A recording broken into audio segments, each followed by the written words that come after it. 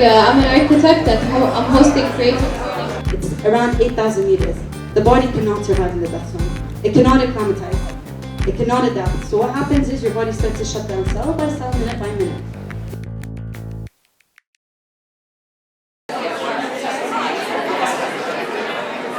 Hello everyone.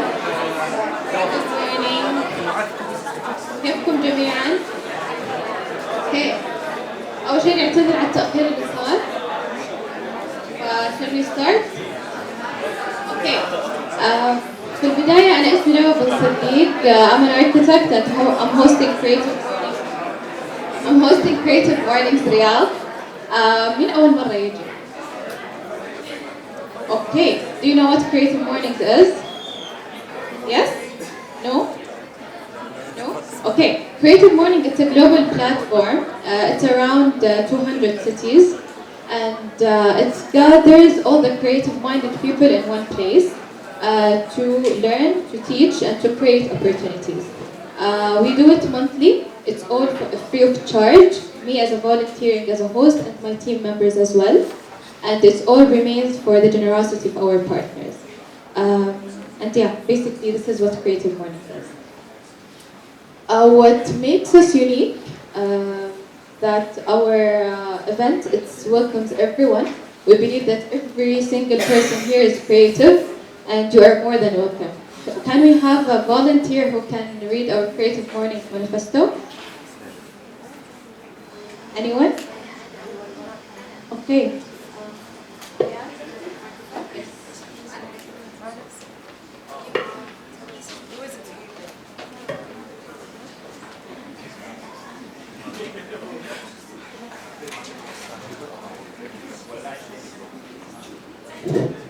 Everyone is creative. A creative life requires bravery and action, honesty and hard work.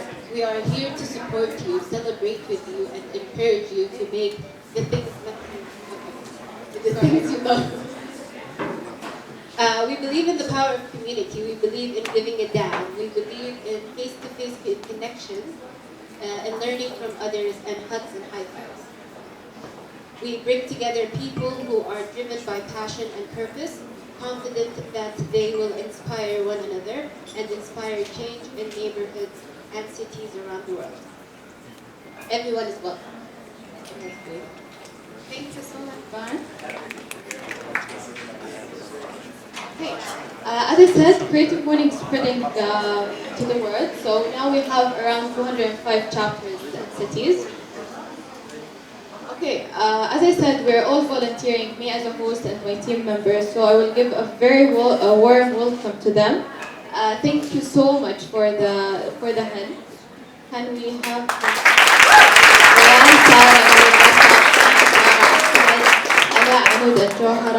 thank you so much. Okay, أكثر شخصين بيتعاونوا معانا دائما أقولها كل شهر فيصل وعبد الرحمن. Thank you so much for documenting today's event. They're also the volunteers. And we have an extra hand, volunteers to help us. So thank you Lina, Abir, Hibaq, Yazid. Thank you so much for your help today. Okay, as I said, a Creative Morning, it's all for free and it's all for the generosity of our partners. We have 3 main global partners. One of them, they're MailChimp. They're with us with Creative Mornings worldwide since 2013. So they're the reason why Creative Mornings is spreading all over the world. So we would say thank you, MailChimp. Thank you, WordPress as well. And thank you, Adobe. For the local partners, our 2 first supporters, we have Kareem. From and to the event of Creative Mornings, we have like 15% off by the code CMRUH. And we have Hulam Agency, they're a creative agency. They provide us with a fund for a year, so we'd say thank you, Hulam. We have Innover, our creative agency as well. We have Muhtawais, they usually provide us with a monthly articles to encourage reading within the theme of the month. Thank you, Nest Cafe. Thank you, Nestle Optifast. Thank you, Nestle Fitness Arabia. And thank you, Alor Hub, so much for hosting us today. Exceeded One, thank you for making us caffeinated today, and Golden Event, thank you so much for the arrangement. يعطيكم العافية. Okay, we have a lot of questions regarding the registration process. Through our social media, the link is in bio. This is how you can register. It's either you can type Creative Mornings or by pressing the link in the bio. Go to the closest city, Riyadh. After that, more info, registration. You have to register online. And if you cannot make it, please just release your ticket, even if it's a day before the event. There is a huge number of people in the wait list, and you know each venue has a specific capacity. So we're trying our best to welcome more people, but so if you released your ticket, it will go to the priority on the wait list. Okay, we have also our Riyadh page. We like to have a sum up of the entire monthly event.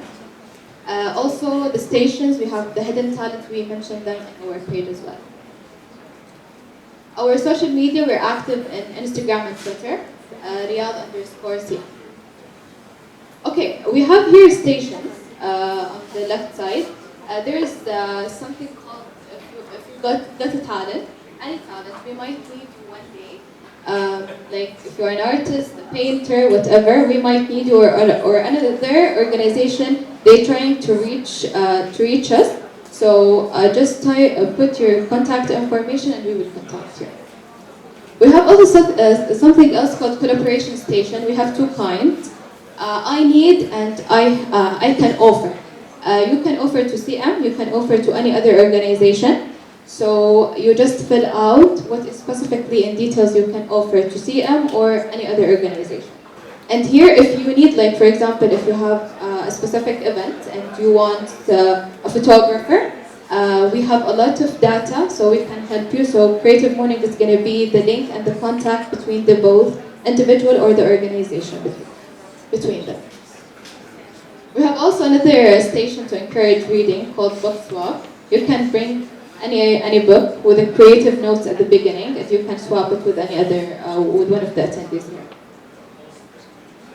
We have something called also 30-second pitches at the end of the event after Nelly's talk. If you have any initiative idea that you would love to share to the public, you can just grab the mic and say it out loud. Okay, today's theme, it was chosen by Copenhagen, the capital of Denmark, which is wonder. When you hear the word wonder, what comes to your head? It's a question. Everest. Okay. What else? Space. Wanderlust. Let's engage more. Wonder. Wonder Woman, okay? Okay. So you can use the hashtag CMWonder, CMRUH. Coming to our speaker, Nelly. She's 20 years old, Lebanese psychologist, and turned to entrepreneurship.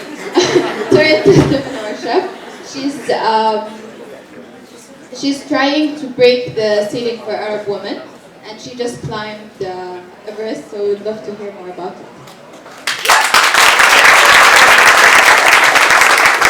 Hi everyone, thank you so much for coming today. I'm very, very excited to share this journey with you, especially since it started from here, from Saudi, from Riyadh.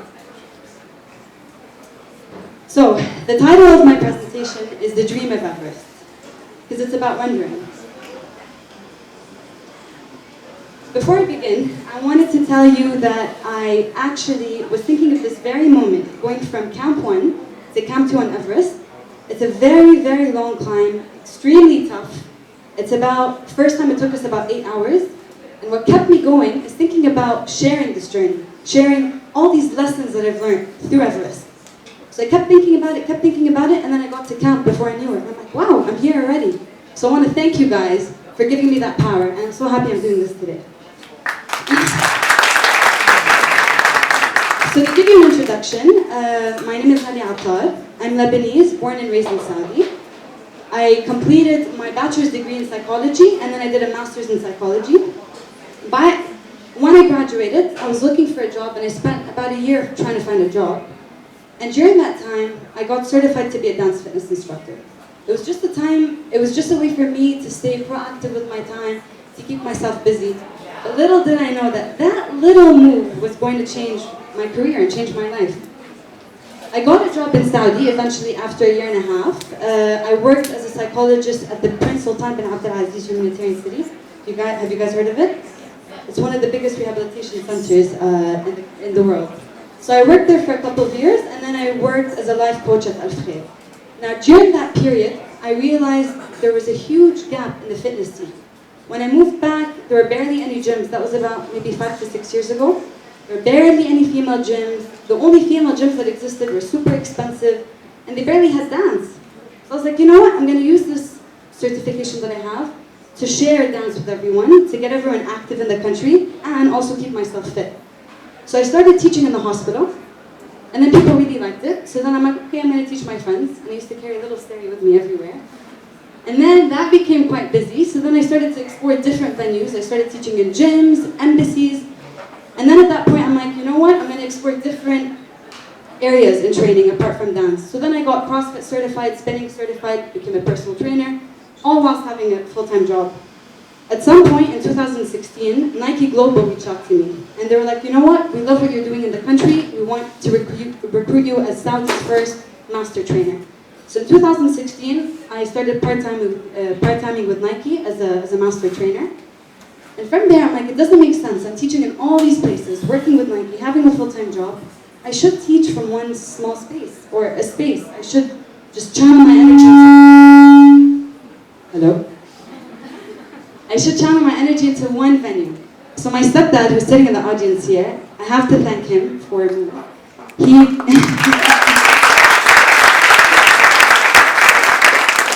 He basically gave me his warehouse and his offices. He had this little space, and he was like, Nelly, we're not using it. Why don't you use the space to teach your classes? Literally in 2 days, he refurbished the place. We didn't have proper mirrors. I still had my small speakers that I would carry everywhere. And then I'm like, you know what? I'm going to open the space, deliver free boot camps, free classes under Nike. And there was a collaboration with the GSA where I was just trying to get the country active. From the first class, it was fully booked. We could only cater to 15 people in that room, but we had 18 people. And the electricity cut, it was horrific. But you know what? Everyone loved it. Because it was just about the experience, about moving. And from there, I started to develop it further. Gave 3 weeks of free classes and boot camps. All the classes were fully booked. So I thought this is a golden opportunity. I monetized the space, started charging for the classes, got an intern because I couldn't afford having a secretary at the time, and I didn't know what I was going to do with the space. Thought of the name when I was still at my full-time job. I was in my lunch break thinking, what should I call it? I Move, Shake Your Jelly with Nelly. And then I must move. It's about movement. So then we called it Move. And from there I started to recruit dance trainers that didn't have a platform to express themselves, to share this with other people. Recruited trainers that were doing an excellent job in terms of training. And fast forward to 2 years later, now we're a team of 14. We've taken over the entire building. We've kicked out my stepdad from his offices. Sorry. And this is Move, just to give you an example. How can I play this? Sorry, there's some people from my team here. They weren't expecting this. This is Move. This is some of the team, 2 of which are sitting here.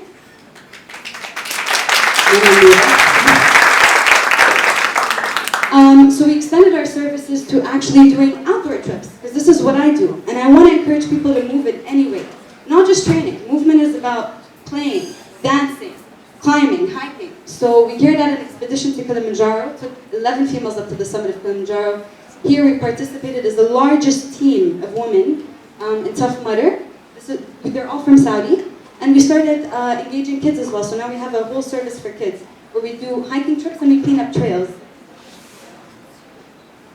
And how did this whole journey of me loving mountains and sports begin?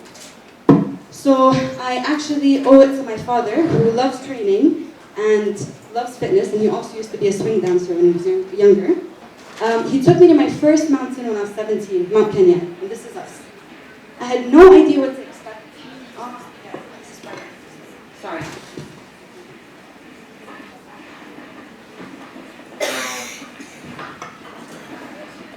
You guys hear me? Okay.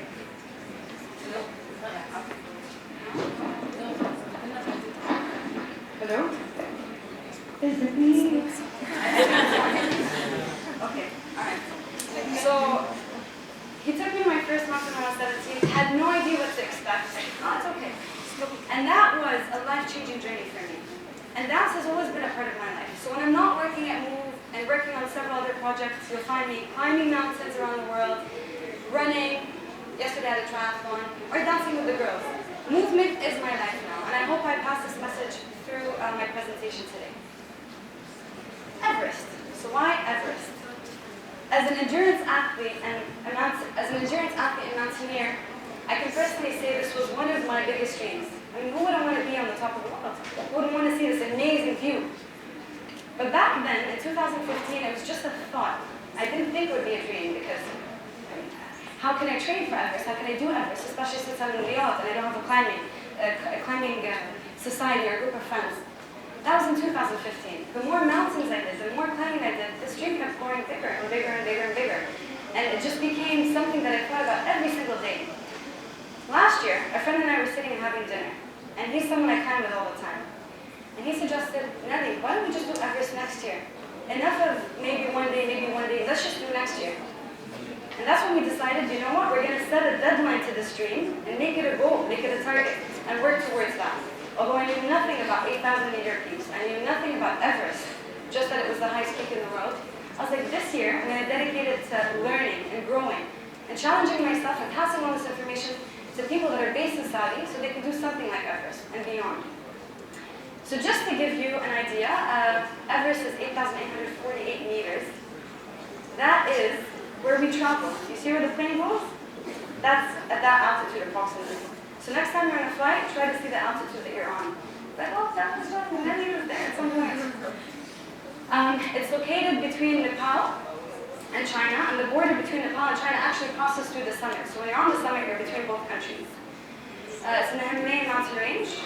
There's 18 different routes to climbing Everest, and we took the most commercial one, which is the Southeast Ridge, through Nepal.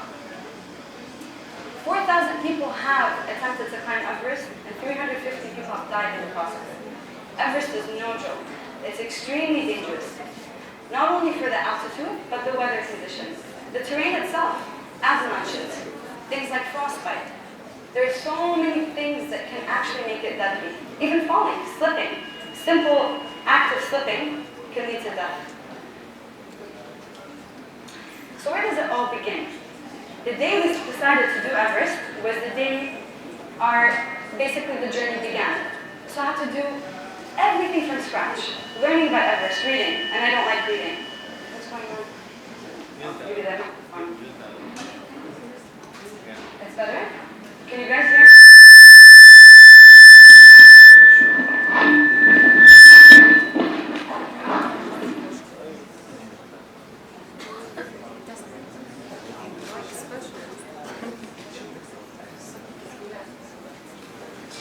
Sorry guys, okay. So preparation phase. I had to do so much research about Everest. Watch so many documentaries to just kind of set my expectations, to be able to visualize what I'm going to go through. Apart from that, I had to reach out to people that had climbed Everest. I wanted to see what they did. What was it like for them? What was their training? What was their preparation? So I sought out to reach out to a lot of people in the region, beyond, in Mexico, in the States. And I reached out to about 100 people that have climbed Everest. And then I also sourced out some mentors because I needed some people to help me during this process. Coaching. Now I am a coach, but I'm no high altitude coach. And being based in Saudi, it's quite challenging as a woman to be able to do the kind of training that you need for Everest. So I'm like, you know what? I'm going to have coaches that help me. So I recruited 2 coaches from the States, and their profession is high altitude mountaineering. And we set out a program. The program consisted of lots of strength training, fasted running. So I would fast completely from water and food and do 20K runs and 30K runs. Very, very long distances. Because on summit day, we don't have the option to stop and drink and eat. So I had to get my body used to that. I started hiking alone a lot of the times with super heavy backpacks, like 21 kilograms, but that's not fun. So eventually I started to grab more and more people until I had a group of people coming with me every single week, which was amazing. So I owe it to them as well. I had to train using my boots. They're 2 kilograms with the crampons. So I'd go to the sand dunes, train with them. These are my blisters, imagine. Pretty nasty. But I also needed to know where I'm going to get blisters so I can avoid them next time. And if I'm not going to avoid them, they can turn into calluses. They turn into hard skin, so they won't open up. So imagine I had to do that for my preparations. I'd spend hours on the Stairmaster's machine, sometimes 4 hours. 4 hours just watching documentaries and visualizing. This is going to be me. I'm suffering now, but I'll suffer now, I'll summit later. The more I do now, the better I'll feel there. And I kept doing that. And in terms of preparation, I also had to train my bladder. On the summit, you can't use the toilet. So I had to train my bladder to go on for 9-10 hours, not using the toilet. Apart from that, I had to wake up in the morning at 2 a.m., 3 a.m. to also train my body to move while being sleep deprived. So you have to think of every single component. And like what one of my guides would say, professionalism is paying attention to the fine details.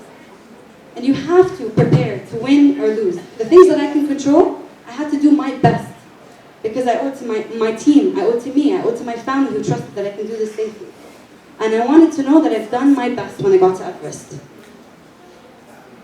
Apart from all the training that I did here, I also traveled a lot to be able to also expose my body to the cold temperatures. You can see the frozen curls, right? I had a lot of that in the year. So that was Le Boucher in January, that was Island Peak in December, really good training for Everest. And then I'm like, you know what? I might as well make some business out of this as well. That's when I did the trip to Kilimanjaro, grabbed a bunch of girls under Move, and it was training for me as well. Voila, put everything together. I remember a lot of my friends would come over just to see this masterpiece. They're like, what is going on here? And my mom was going crazy with the mess. But anyways, this is everything we had to take. Imagine, you're there for 2 months. And usually they tell you to pack light. Yeah, it's important to pack light, but you also have to have extras. What if your flashlight dies? Extra battery. What if you lose it? You have to have extra light.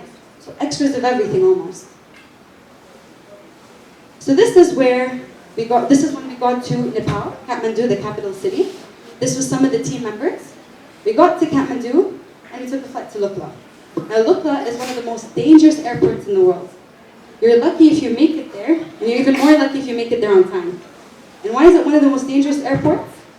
Because the runway is so small, the runway is tiny, so they've had numerous accidents. And the runway is tilted. And then you're traveling between the mountain range. So you have thin air, the weather changes a lot. So we got there safely, luckily, because the second day there was a crash actually. But when we got there a day and a half late. That was the ticket, and that's a propeller jet. Only 12 people can fit there at a time. Pretty fun. Lukla. So this is where the journey begins, climbing Everest. At Lukla, you actually get off the flight, or get off the plane, you start hiking. There's no car. From the airport, you just start hiking. So that's where we started. Lukla is at 2,800 meters above sea level. Just to give you some perspective, we are now at 600, maybe 50 meters above sea level. So that's 2,800, you're already on altitude. And then we go to base camp, which is 5,350 meters. That's a 9-day journey. Now that journey was super nice. We took it super slow. We're passing through beautiful terrain. And the reason being is because we had to build our foundation, which is acclimatization. You guys know what that is? Which is basically adapting to the altitude. So how it works is you go up, challenge your body to the altitude, you come down, rest, recover, your body builds red blood cells. So when you go up, next time, you actually feel like you're able to breathe even better with the lack of oxygen. So the acclimatization process is key. It's so important. So that's what we did going up to base camp. We'd go up, sleep down, go up, sleep down. It took us about 9 days. Finally, we got to base camp. Now there's 2 types of people on the mountain. You have trekkers. This is the end for them. They go back. And you have the climbers that are climbing Everest. This is just the start of the game. So we have to make sure that we don't get sick through these 9 days. This was going to be our home for 1.5 months. This is the most comfort we'll get for a 1.5 months. Because for the 1.5 months, we're just going to go up and back down to base camp. Up and back down. And just to give you a perspective, if you actually fly into base camp and spend a few minutes, and you're not acclimatized, you'll actually die. This is close to Kilimanjaro, which is 5,895 meters. It's just a couple of meters difference. And imagine we're sustaining this much altitude and even more for a month and a half. So you really have to acclimatize. Drink so much water and listen to your body. This is base camp. I just want to show you the little video.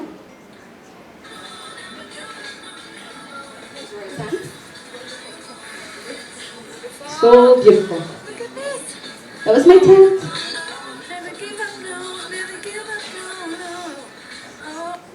And that's how my tent looked like for a month and a half. It was very, very messy, I have to say. I think it was the messiest tent. But yeah, this is how much stuff we had. This is the full team. If it wasn't for the Sherpas, we wouldn't have made Everest. And who are the Sherpas? The Sherpas, it's actually a family name, and they're the people of the mountain. So they're from the mountains.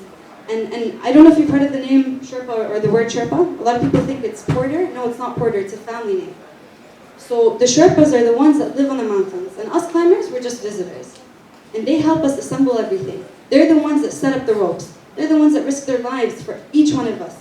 So if it wasn't for the Sherpas, no one would be able to climb Everest. And man, are they strong. Some of them do the summit twice in one season, 3 times in one season.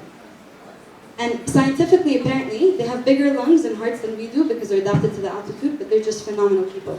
So this is us with a team of Sherpas, the Western guides, and yeah, I think we're cut off because we're a lot of people, but yeah, that was us.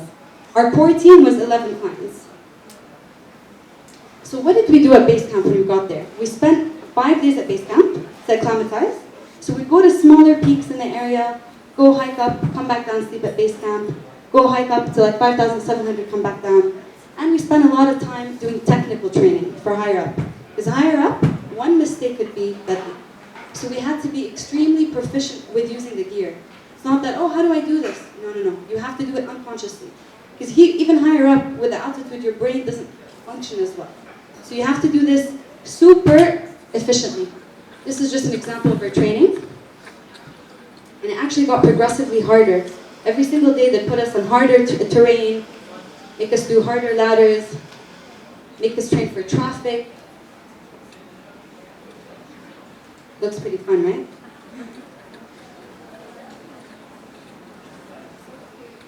There is no sound here. So that's what it looked like.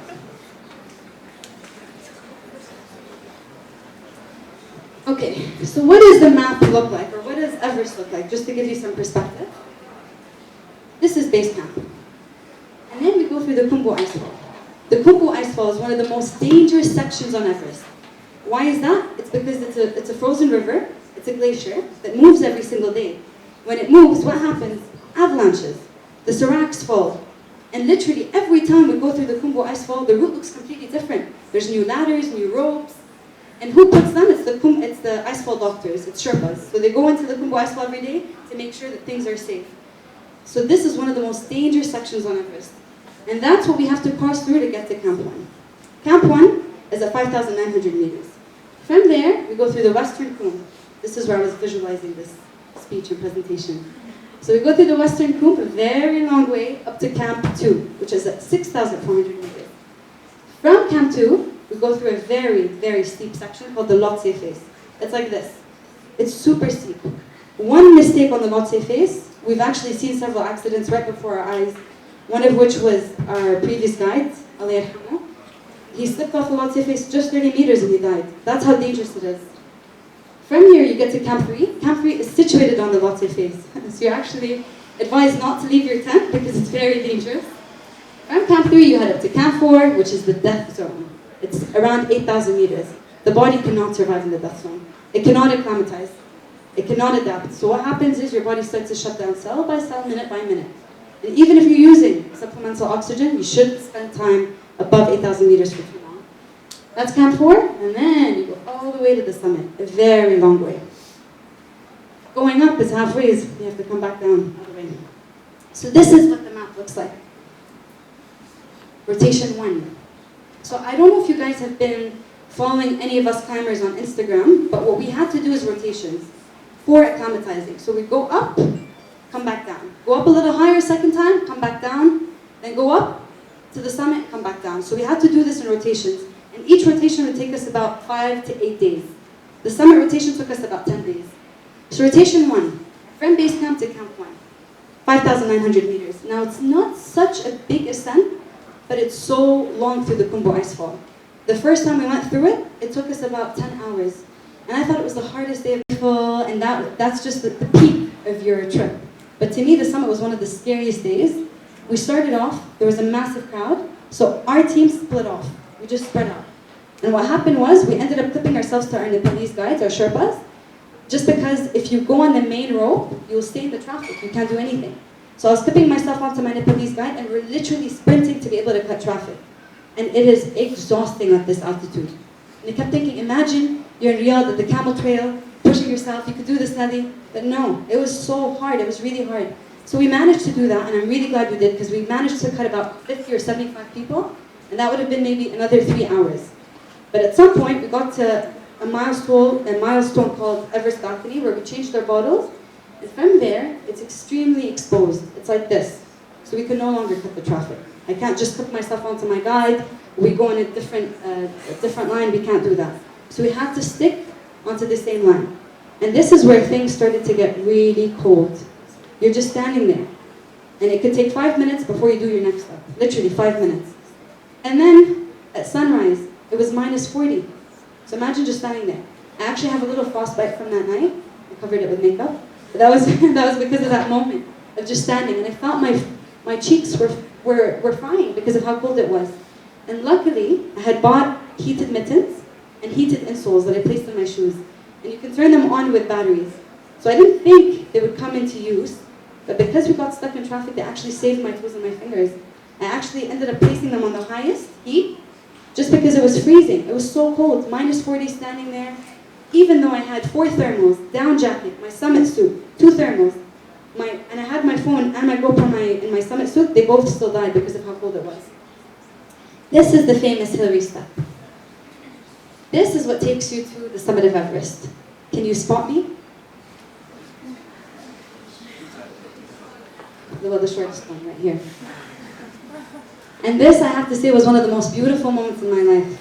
Just in the midst of everything, in the chaos and the craziness, looking up and seeing the blue crack from the sky, and it was so misty. This was the most beautiful experience in my life. And it feels like you're out of space, it feels like you're out of this planet, because you just see clouds under you. And this was us going to the Hillary Step. And I honestly couldn't believe, because of how busy my mind was, how busy it was focusing on the present moment, time passed really quickly. I did not think I thought it was going to be forever. Well, it ended up taking 14 hours, or 14 hours in total, but it felt like 3 hours in total. This was me taking my last few steps to the summit. And unfortunately, there was a dead body hanging right from the summit. And there were multiple ones along the way. And that was super, super, super scary. And just thinking of, you know what, they're just like me. They're here for the same reasons. This could be me. Is it fair what I'm doing to my family? And I just kept thinking, you know what, focus on the positive, don't look at the bodies, focus on the positive, take it step by step. And this was the summit.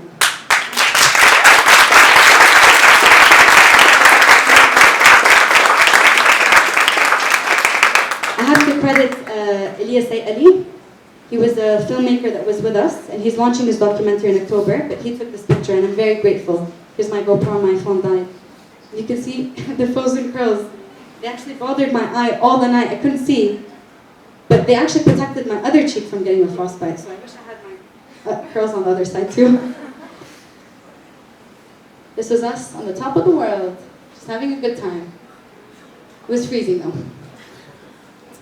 Just to show you what it's like, I actually took a snippet of Elias' videos. Elias, the film producer, he was on Everest before, and this is what it looks like to climb up to the summit. This is not us. Every breath, every step is exhausting. It takes you about 5-6 breaths to be able to take another step. Sorry, Mom.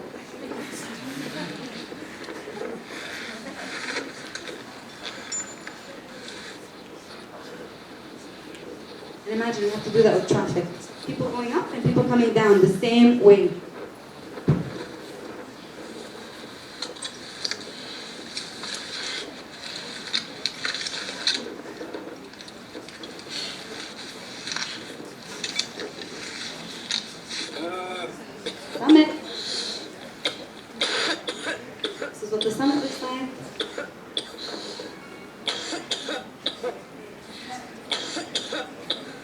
lots of coughing on the way.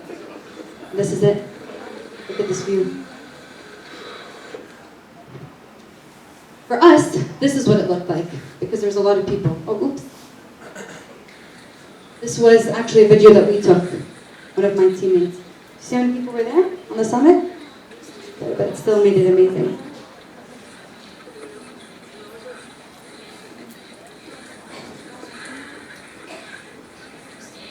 And what I did actually was I stayed on the side. I was so scared of going up high, where the flags were.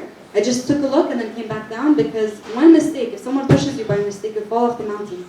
So I was actually terrified by the number of people that were there. It was freezing, and all I wanted to do was come back. Because going up is halfway, coming down is what's dangerous. So I had that in mind the whole time. Okay, now I have to descend, now I have to descend. This is us descending.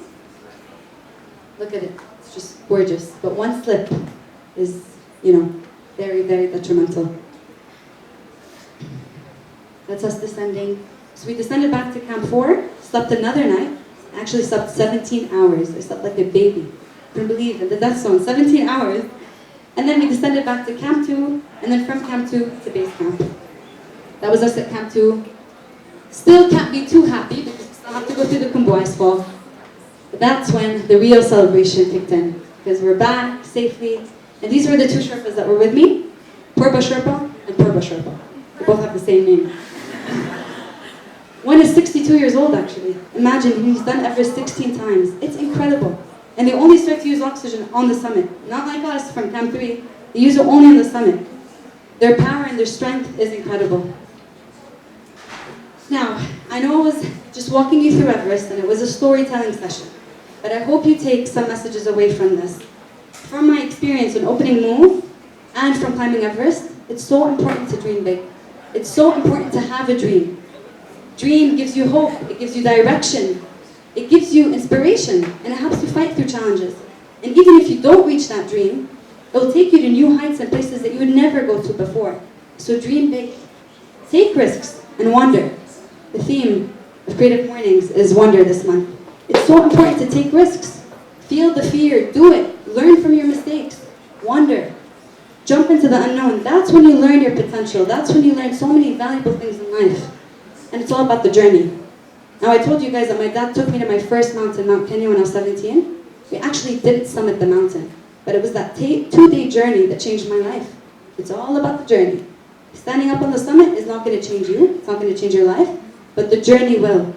And sharing this with you is what will make an impact. Teamwork. Although mountaineering is a solo sport, I made it all about teamwork. I couldn't have done it without my team, without the Sherpas. I couldn't have left Riyadh if I didn't have my team members at Move help me cover the work. I couldn't have done it without my coaches that helped me find creative solutions to training in Riyadh.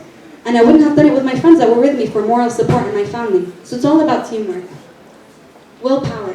You can have all the technique and ability, but if you don't have the will, you won't do it.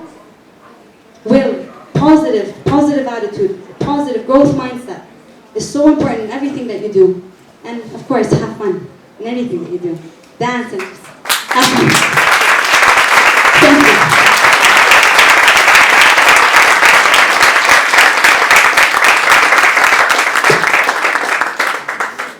Is there any questions? Should I ask?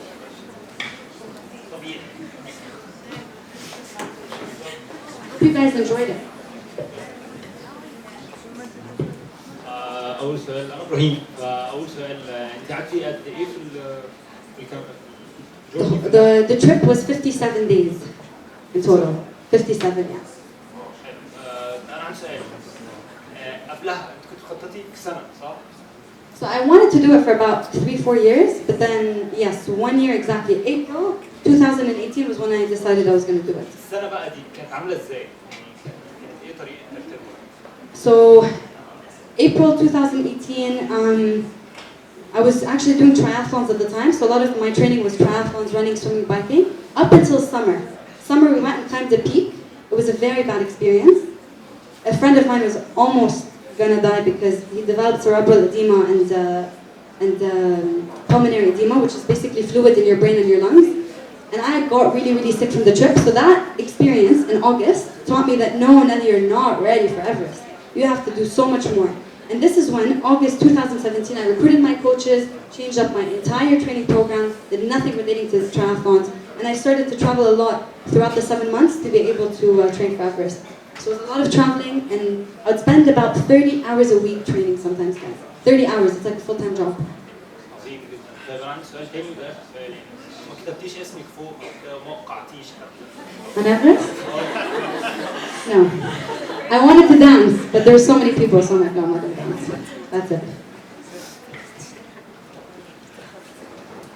First of all, thank you, Nelly, for the amazing talk. It's very inspiring. I just wanted to ask about the financial aspect of the whole trip. I know you mentioned a lot of sponsors, but I already read about it. I don't think a lot of people realize how expensive it is to get the gear and train. So I just got one sponsor, and they actually partially sponsored it. It cost me roughly in total, with everything, including the training, the gear, the insurance, $120,000. It's extremely expensive. So I put all my savings almost into this climb. But it's something I believed in, and you know what? Time will never come back, but money will, so it's okay.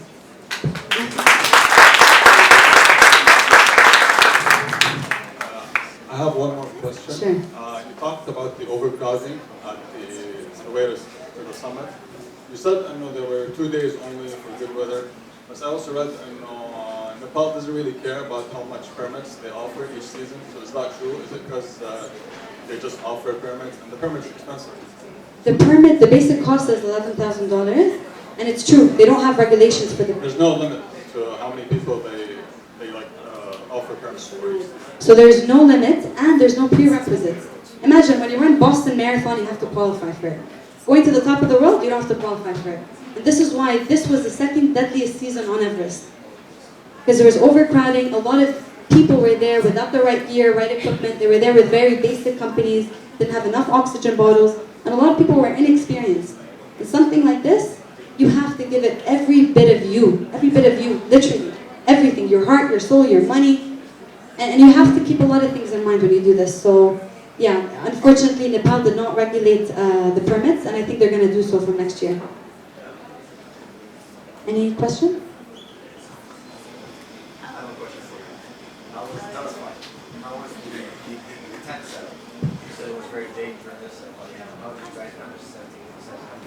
It was the Sherpas that set up the tent. And this is why I say if it wasn't for them, we wouldn't have been able to climb. So the gear, you take your common gear, but then the tents and the food and everything, they take care of that. Unless it's next, yeah. So they would set it up. Question. So since the shippers help in everything, they build the ladders, they help the climb and everything, I'm just thinking out loud, how many shippers died during the 2 months helping the climbers that season? I think it was about, that I know of, 2 or 3. There was one that died descending with his client. We actually saw them. And one of my guides helped them up. It was on the Lhotse face.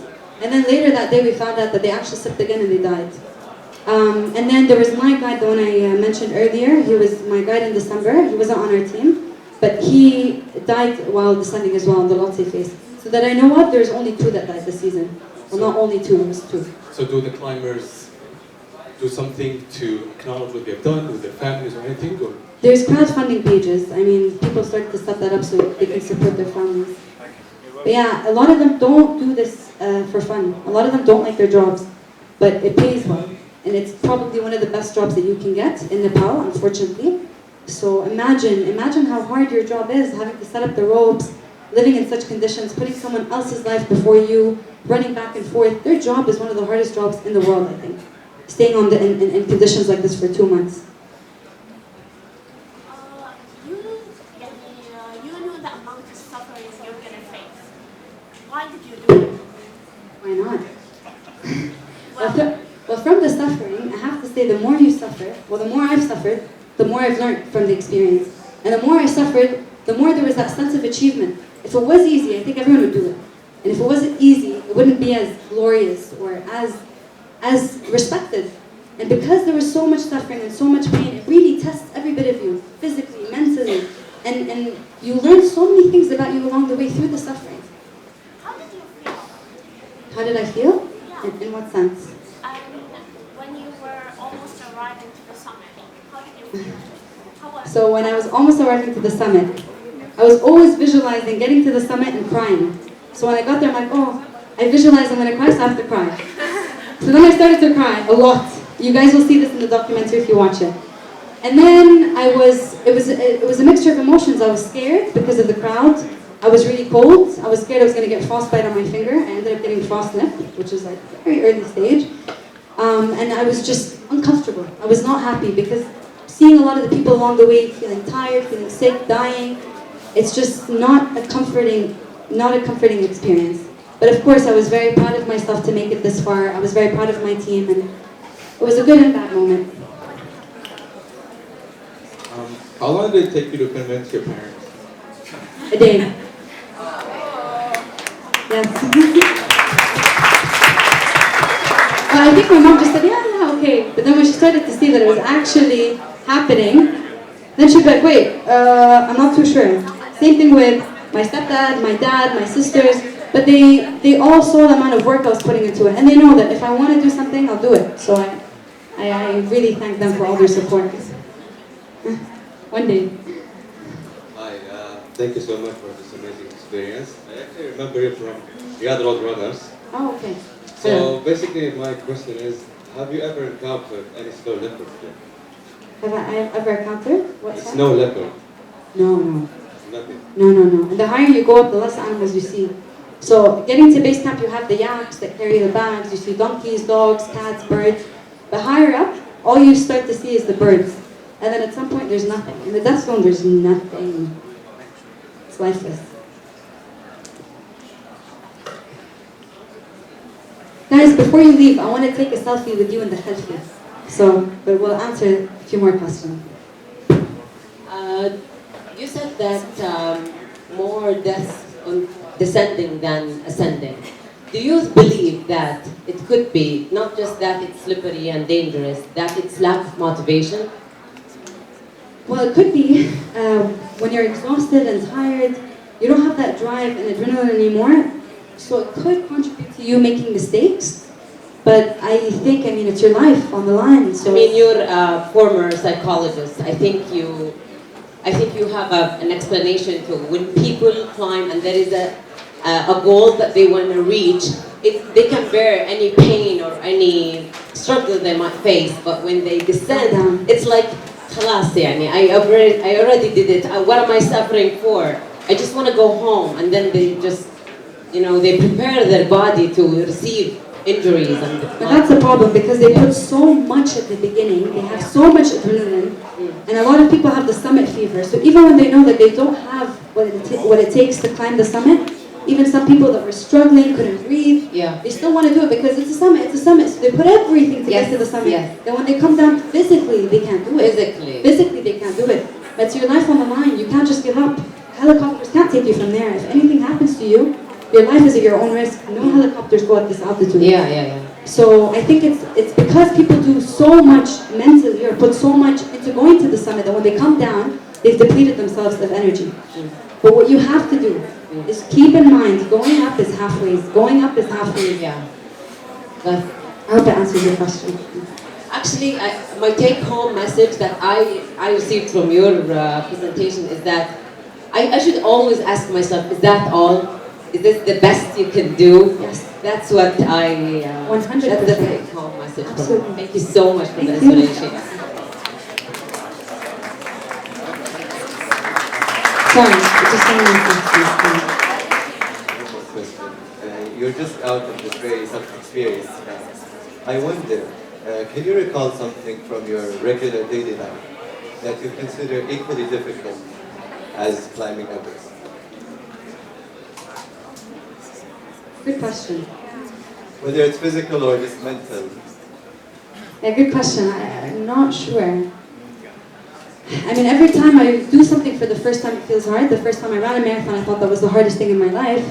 First time I did a triathlon, I thought it was the hardest thing. So maybe that feeling, it feels like it's the hardest thing that you could do. That's what it felt like a lot of the days. But going through the Kumbu ice fall, the first and the second rotation, I think that was one of the hardest things I've done physically. it takes a lot out of you, and you can't take a break. If you want to take a break, it's literally a minute or two, ideally when you're still moving. So I'm not sure if the question went through exactly as I meant it. I mean, ordinary day, like struggles we face in our ordinary, not on mountains, in our life.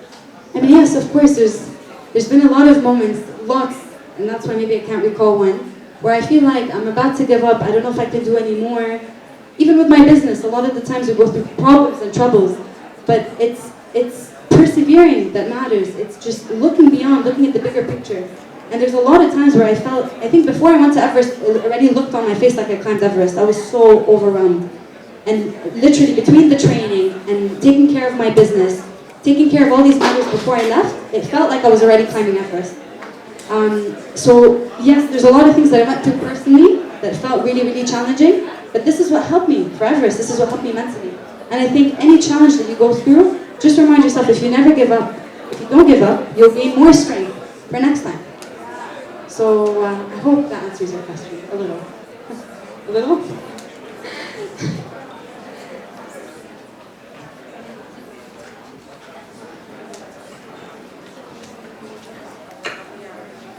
Are you guys hot? Very warm, right? Okay.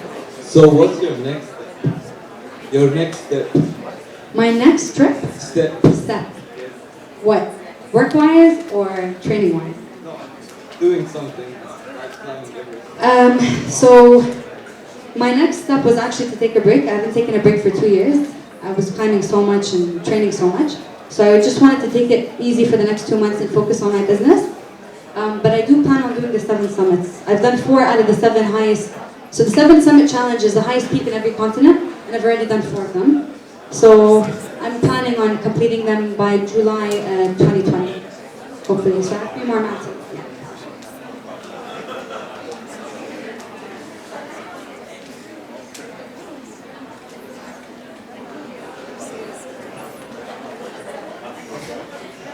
Okay. Thank you, guys. Thank you.